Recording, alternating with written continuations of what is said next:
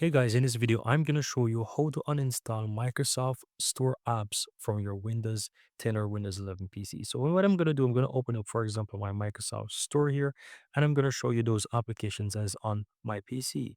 Now, on the left-hand side, you will find downloads, and this is where you'll find those applications, right? You'll be able to update them and so forth, but you don't have the option to uninstall these apps. You only have open, and the three dot stores right-hand side.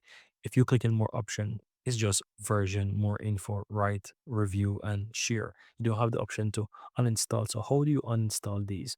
All you have to do is right click on the Windows icon on your taskbar and you click on install apps. Or if you're using low version of Windows, you just need to go to your add or remove programs, right? Just find those install applications on your PC.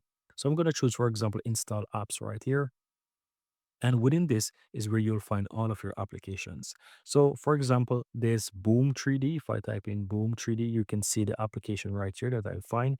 I can go ahead and minimize this. And as you can see, it's also in the Microsoft Store as well. So you can use this to basically click the three dots now and uninstall those applications from your PC. So that's it, guys. That's how you can easily uninstall Microsoft Store apps from your Windows 11 PC by using these steps. Very easy and very simple.